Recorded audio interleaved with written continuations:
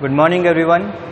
Previous video lecture में हमने lungs के बारे में पढ़ा था कि क्या स्ट्रक्चर होता है, लेयर्स कौन कौन सी होती है, कहाँ स्थित होता है, ये सारी चीज़ें हमने लास्ट वीडियो लेक्चर में देखे थे।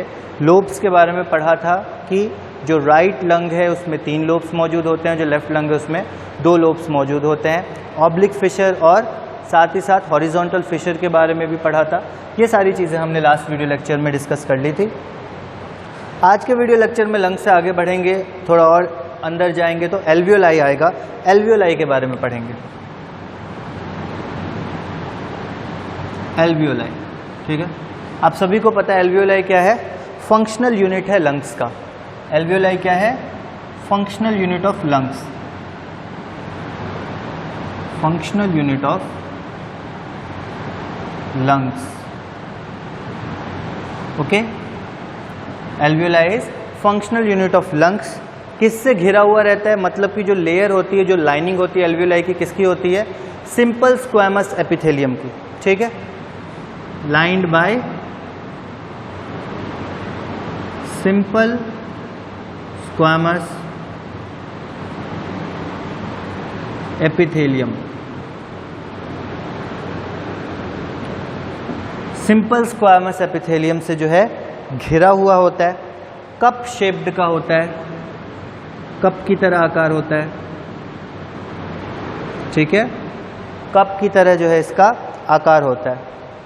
अब जो एल्वियोलर सैक होता है, हमने पढ़ा था alveolar duct, alveolar sac, alveoli, इस तरह से। हाँ, तो एल्वियोलर सैक जो होता है उसमें एक से अधिक एल्वियोलाई पाए जाते हैं जिनकी कॉमन ओपनिंग होती है, ठीक है। So alveolar sac consist of 2 और more alveoli that shares common opening. Alveolar sac shares या alveolar sac consist of 2 or more alveoli। 2 या 2 से अधिक alveoli हो सकते हैं, पर दोनों की ओपनिंग जो होती है वो सेम ही होती है, ठीक है।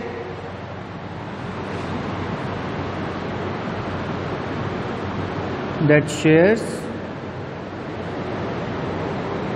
Common opening, that shares common opening, ठीक है। सो यहाँ पे एल्वियोलर सैक है, मतलब एक तरह से अंगूर के गुच्छे की तरह होता है, ठीक है। मतलब यहाँ पे एल्वियोलर सैक अगर आ रहा है यहाँ पे सैक की तरह से, तो उसमें एक एल्वियोलाई ऐसे, दूसरा स्ट्रक्चर, तीसरा स्ट्रक्चर, चौथा स्ट्रक्चर, सब एक ही जगह आके मिल रहे हैं, ठीक है। तो इस तरह से एल्वियोलाई जो है गुच्छे में जो है मौजूद रहता है, ठीक है, गुच्छे में मौजूद रहता है। उसके बाद अगर बात करें नेक्स्ट पॉइंट, तो जो एल्वियोलर वॉल है उसमें 2 प्रकार के सेल पाए जाते हैं, ठीक है। एल्वियोलर वॉल में 2 प्रकार के सेल पाए जाते हैं। पहले वो सेल होते हैं और ज़्यादा मात्रा में वो सेल होते हैं जिनका काम होता है गैस का एक्सचेंज करना, क्योंकि जो मेन फंक्शन है एल्वियोलाई का वो गैसियस एक्सचेंज है। तो 2 प्रकार के सेल आते हैं, एक तो गैसियस एक्सचेंज के लिए टाइप 1 सेल, और दूसरे सेल जो होते हैं वो एल्वियोलाई के खुद के प्रोटेक्शन के लिए या खुद की मेंटेनेंस के लिए होते हैं, ठीक है।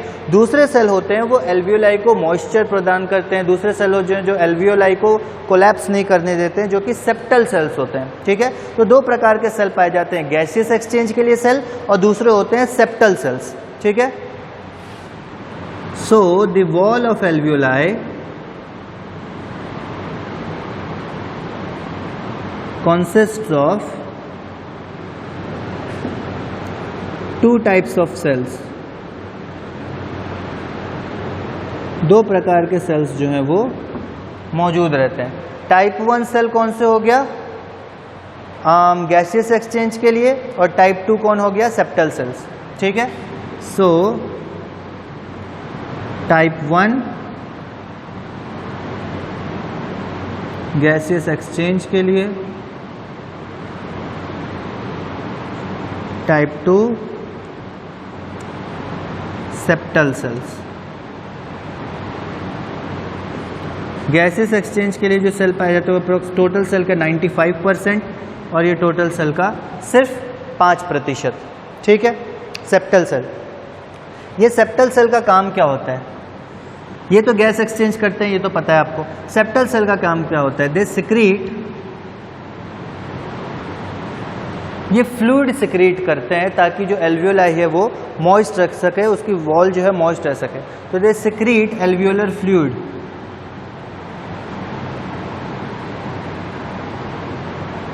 These septal cells, what they do? They secrete alveolar fluid, ठीक है, जिसको अपन पल्मोनरी सर्फेक्टेंट बोलते हैं। मतलब ये जो वॉल है एल्वियोलाई की, उसको ह्यूमिडिटी, मॉइस्चर, वाटर प्रोवाइड करता है। It is pulmonary surfactant. और इस पल्मोनरी सर्फेक्टेंट का एक नाम है, जो नाम आपको याद रखना है, that is dipalmitoyl phosphatidyl choline. Dipalmitoyl phosphatidyl choline, ये नाम आपको याद रखना है, ठीक है। पल्मोनरी सर्फेक्टेंट जो है, ये नाम मैं लिख देता हूं,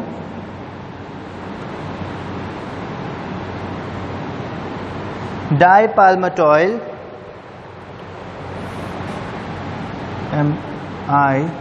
MITOYL, dipalmitoyl phosphatidyl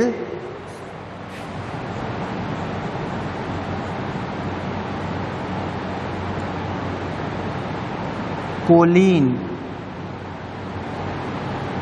डाइपाल्मेटॉइल phosphatidyl choline, ये है आपका पल्मोनरी सर्फेक्टेंट। ये नाम आपको याद रखना है, ठीक है।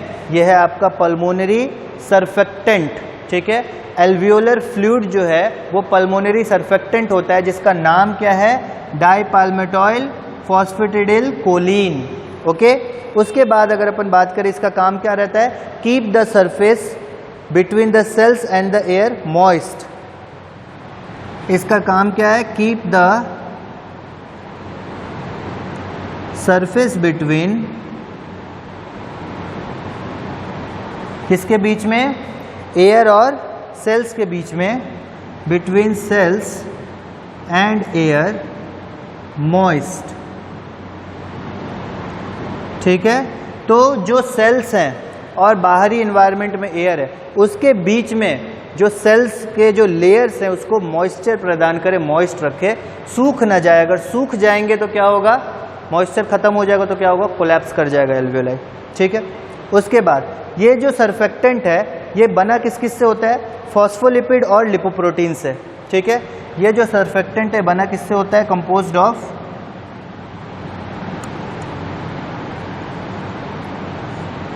फॉस्फोलिपिड। फॉस्फोलिपिड भी कौन सा? लेसिथिन, ठीक है। फॉस्फोलिपिड में कौन सा? Lecithin and lipoproteins. फॉस्फोलिपिड और साथ ही साथ लिपोप्रोटीन्स, मतलब लिपिड एंड प्रोटीन्स का मिक्सचर।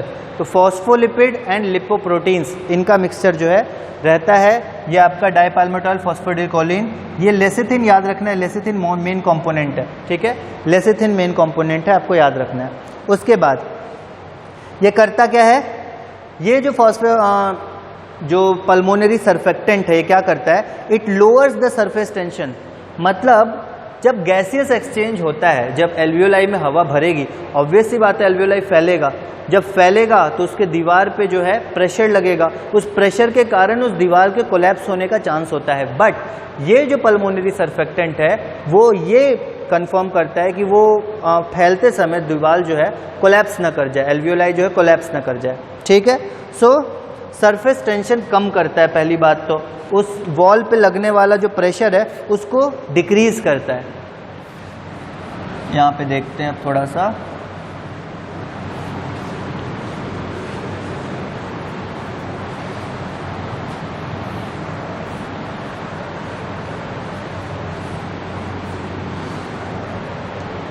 क्या वर्क करता है इसी चीज़ को। अब अगर अपन पल्मोनरी सर्फेक्टेंट की बात कर रहे हैं अपन,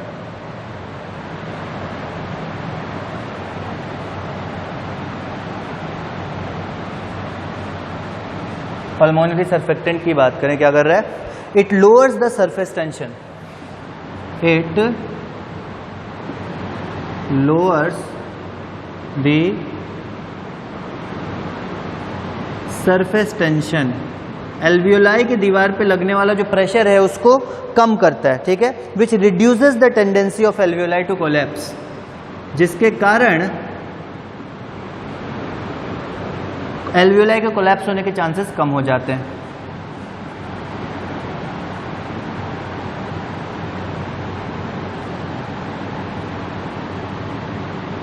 टू कोलैप्स, ठीक है। So it lowers the surface tension which reduces the tendency of alveoli to collapse, alveoli के कोलैप्स होने के चांसेस जो है काफ़ी कम हो जाते हैं, ठीक है। अब एल्वियोलर वॉल जो होते हैं उसमें एल्वियोलर मैक्रोफाजेस मौजूद रहते हैं, ठीक है, जिनको डस्ट सेल बोलते हैं, ठीक है। सो एल्वियोलर वॉल हैज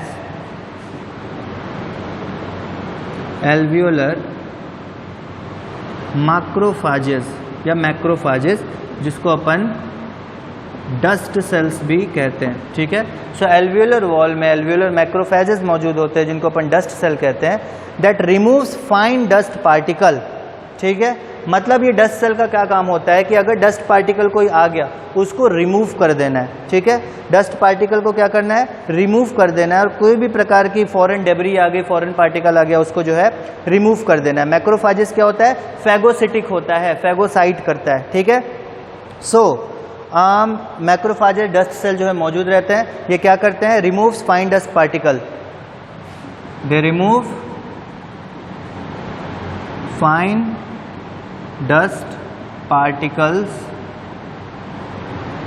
ठीक है। कोई भी डस्ट पार्टिकल आ जाता है उसको रिमूव कर देते हैं। ये जो मैक्रोफेजेस या डस्ट सेल हैं ये फैगोसाइटिक नेचर के होते हैं और इनको पल्मोनरी एल्वियोलर मैक्रोफेजेस कहा जाता है। ये जो मैक्रोफेजेस डस्ट सेल होते हैं इनका नाम क्या है, एक तो सबसे पहले ये फैगोसाइटिक नेचर के होते हैं, फैगोसाइटिक इन नेचर मतलब फैगोसाइट करते हैं, और इनका एक नाम है that is pulmonary alveolar macrophages, pulmonary alveolar macrophages, PAM, ये शॉर्ट फॉर्म आप याद कर लो, पल्मोनरी एल्वियोलर मैक्रोफेजेस, ये मौजूद रहते हैं एल्वियोलर वॉल में जिनको अपन डस्ट सेल भी कहते हैं, ठीक है। ये तो था आपका एल्वियोलाई के बारे में। रेस्पिरेटरी मेम्ब्रेन के बारे में अगर अपन बात करें, दो प्रकार के सेल के बारे में हमने पढ़ा ना, कौन कौन से, एक तो गैसियस एक्सचेंज के लिए और दूसरे कौन से थे, सेप्टल सेल जो कि लेसिथिन वाले सेल्स थे, ठीक है। अब यहाँ अपन देखते हैं, इसको मैं मिटाता हूँ, आगे थोड़ा डिस्कस करते हैं।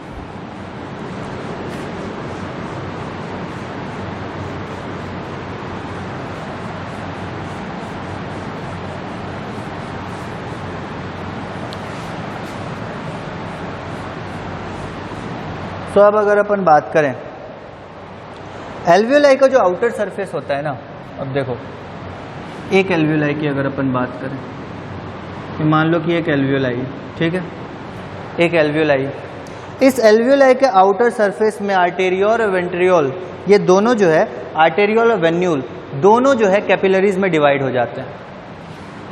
तो यहाँ पे क्या है कि यहाँ पे बहुत सारे पार्टिकल्स जो है, आर्टरीज जो है वो जा रही है और इस तरह से इसको घेर के रखा है, पतले पतले कैपिलरी ब्लड के नेटवर्क जो हैं, बहुत पतले पतले ब्लड के नेटवर्क्स जो हैं वो पूरे ये जो आपका एल्वियोलाई है उस पर रहते हैं, फैले रहते हैं इस तरह से, इस तरह से पूरी जगह फैले रहते हैं। अब ये क्यों फैले हुए हैं, क्योंकि उनको गैस का एक्सचेंज करना है क्यों फैले, गैस का एक्सचेंज करना है। गैस एक्सचेंज करने के लिए जो लेयर है वो पतली होनी ज़रूरी है, ठीक है। अब यहाँ पे ये जो ब्लड वेसल्स हैं, ये जो कैपिलरीज है, ये जो ब्लड कैपिलरीज है, कैपिलरीज, ये कैपिलरीज जो हैं इसमें क्या होता है, इनके पास एक सिंगल लेयर होती है बस एंडोथेलियल सेल्स की और बेसमेंट मेम्ब्रेन की, single layer of endothelial cells and basement membrane, मतलब बहुत पतली होती है, सिर्फ एक लेयर एंडोथेलियल सेल और बेसमेंट मेम्ब्रेन की होती है, बहुत ज़्यादा पतली होती है। ठीक है, O2 और CO2 का जो एक्सचेंज होता है एयर स्पेसेस और लंग्स के बीच में या लंग्स में और ब्लड के बीच में, वो डिफ्यूजन की मदद से होता है और एल्वियोलर कैपिलरी के अक्रॉस होता है। ठीक है, तो यहाँ पे ये लेयर्स जो पतली पतली बन रखी है वो पतली क्यों है, ताकि डिफ्यूजन जो है वो आसानी से एल्वियोलर वॉल और इन ब्लड कैपिलरीज के बीच में डिफ्यूजन जो है आसानी से हो जाए। हमने पहले ही देख लिया कि एल्वियोलाई की वॉल जो है वो सिंपल स्क्वामस एपिथेलियम से लाइन की हुई रहती है, तो ये सिंपल स्क्वामस एपिथेलियम की लेयर और ये यहाँ पे पतली पतली एंडोथेलियल सेल्स और बेसमेंट मेम्ब्रेन की लेयर। तो अब अगर अपन बात करें तो टोटल जो रेस्पिरेटरी मेम्ब्रेन्स की लेयर्स है वो कौन कौन सी है, रेस्पिरेटरी मेम्ब्रेन की लेयर्स कौन कौन सी है, ये आप लिख लेना, मैं मिटा रहा हूँ। रेस्पिरेटरी मेम्ब्रेन की बात करें तो कौन कौन सी लेयर्स है रेस्पिरेटरी मेम्ब्रेन की। सो अगर अपन बात करते हैं लेयर्स ऑफ रेस्पिरेटरी मेम्ब्रेन,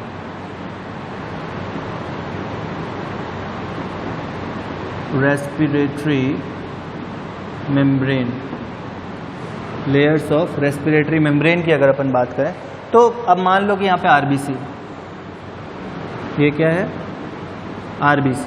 ठीक है, आरबीसी हो गया। आरबीसी कहाँ पे मौजूद है, ब्लड वेसल के अंदर। ठीक है, तो मान लो ये ब्लड वेसल की वॉल है, ये ब्लड वेसल की वॉल है, उसके बीच में जो पूरी जगह बच गई ये क्या हो गया, ल्यूमेन। मतलब आरबीसी और ब्लड वेसल की दीवार के बीच में खाली जगह, आरबीसी तैर रहा है ना प्लाज्मा में। ठीक है, तो ये क्या हो गया, कैपिलरी का ल्यूमेन, कैपिलरी ल्यूमेन। ल्यूमेन बोलते हैं खाली जगह को। एक पाइप है, पाइप के बीच में जो पूरी खाली जगह हॉलो स्पेस होती है वो उसका ल्यूमेन होता है। तो यहाँ पे भी ल्यूमेन है, मतलब कि ये एक कैपिलरी है, ब्लड कैपिलरी, ये इस तरह से ट्यूब है। ठीक है, सो ये दीवार हो गई, ये दीवार हो गई, और बीच में जो भी खाली एरिया इसको अपन ल्यूमेन बोलते हैं। तो ये कैपिलरी का ल्यूमेन है।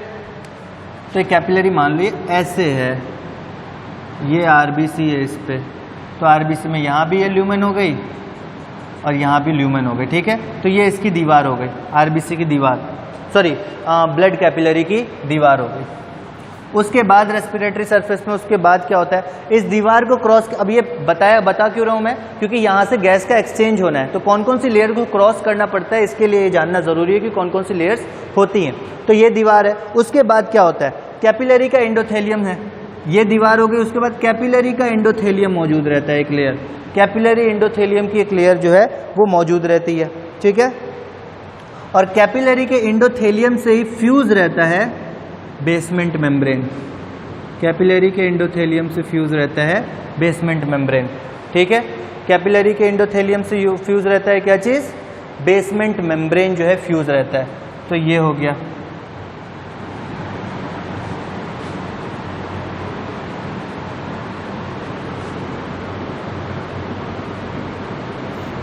Capillary endothelium plus basement membrane. ठीक है, कैपिलरी का एंडोथेलियम और बेसमेंट मेम्ब्रेन जो एक दूसरे से फ्यूज रहता है। ठीक है, उसके बाद ये एक और लेयर, ये लेयर किसकी है, एल्वियोलर एपिथेलियम। ये लेयर किसकी, एल्वियोलर एपिथेलियम। ठीक है, अब यहाँ पे बात आई कि क्या क्या है। सबसे पहले ब्लड वेसल की ये लेयर आई, ब्लड वेसल की ये एक वॉल आई। ठीक है, ब्लड वेसल की वॉल को जैसे ही क्रॉस किया, कैपिलरी एंडोथेलियम और बेसमेंट मेम्ब्रेन की एक लेयर आई ब्लड वेसल के जस्ट बाद। ठीक है, उसके बाद जैसे ही यहाँ से ऑक्सीजन बाहर निकल गया, ऑक्सीजन के बारे में बोल रहे हैं अपन अभी। ठीक है, तो ऑक्सीजन अगर बाहर निकल गया तो फिर जहाँ जाना है, अब जहाँ से निकलना था वहाँ से निकल गया, अब जहाँ जाना है एल्वियोलाई के अंदर जाना है, तो एल्वियोलाई के कार्बन डाइऑक्साइड जो है वो एल्वियोलाई के अंदर उसको जाना है, तो एल्वियोलाई की फिर एपिथेलियम आती है, उसको क्रॉस करेगा तब एल्वियोलाई में पहुंचेगा। सेम यही होता है, सांस लेते हैं, एल्वियोलर एपिथेलियम के अंदर O2 है। ठीक है, O2 है। ये O2 क्या क्या क्रॉस करता है, सबसे पहले एल्वियोलर एपिथेलियम क्रॉस करता है। एल्वियोलर एपिथेलियम क्रॉस कर गया तो फिर कैपिलरी एंडोथेलियम और बेसमेंट मेम्ब्रेन की लेयर को क्रॉस करता है। ये सब डिफ्यूजन से हो रहा है। ये सारी लेयर क्रॉस कर गया तो उसके बाद फिर कैपिलरी का जो ल्यूमेन है उसके अंदर आता है, और कैपिलरी के ल्यूमेन के अंदर आने के बाद फिर जो आरबीसी की लेयर है उसको क्रॉस करके अंदर पहुंचता है। फिर आरबीसी जो है O2 कैरी कर लेता है, आरबीसी जो है O2 कैरी कर लेता है, हीमोग्लोबिन मौजूद रहता है, 4 ऑक्सीजन कैरी करने की कैपेसिटी रहती है, तो 4 ऑक्सीजन के मॉलिक्यूल्स जो है वो कैरी कर लेता है। इस तरह से जो रेस्पिरेटरी सिस्टम की जो लेयर्स हैं उसमें गैस का एक्सचेंज होता है, कार्बन डाइऑक्साइड का अंदर से बाहर की तरफ और ऑक्सीजन का बाहर से अंदर की तरफ। ठीक है, जो भी रेस्पिरेटरी गैसेस कितने अमाउंट में अंदर आते हैं, कितना अमाउंट में बाहर जाते हैं, ये सारी चीज़ें अगले वीडियो लेक्चर में हम पढ़ेंगे कि रेस्पिरेटरी वॉल्यूम और कैपेसिटीज़ क्या होती है। इसके बारे में हम नेक्स्ट वीडियो लेक्चर में हम डिस्कस करेंगे। एंड उसके बाद जो ऑफलाइन क्लासेस स्टार्ट होगी वहाँ पे हम ट्रांसपोर्टेशन स्टार्ट करेंगे कि ऑक्सीजन कार्बन डाइऑक्साइड इनका ट्रांसपोर्टेशन कौन कौन से मेथड से होता है, क्या क्या तरीके होते हैं, कौन कौन से फंक्शंस जो हैं इसमें आते हैं। ओके, सो आज का वीडियो लेक्चर अपन इतना ही रखते हैं। अगले वीडियो लेक्चर में हम आगे पढ़ेंगे जो टाइडल वॉल्यूम्स क्या होती हैं इनके बारे में पढ़ेंगे, जो भी वॉल्यूम होते हैं रेस्पिरेटरी वॉल्यूम्स उनके बारे में डिस्कस करेंगे। तब तक के लिए वीडियो लेक्चर देखते रहिए और प्रीवियस वीडियो लेक्चर को कंटिन्यूस देखिए, इस वीडियो लेक्चर्स के नोट्स बनाइए। Thank you very much.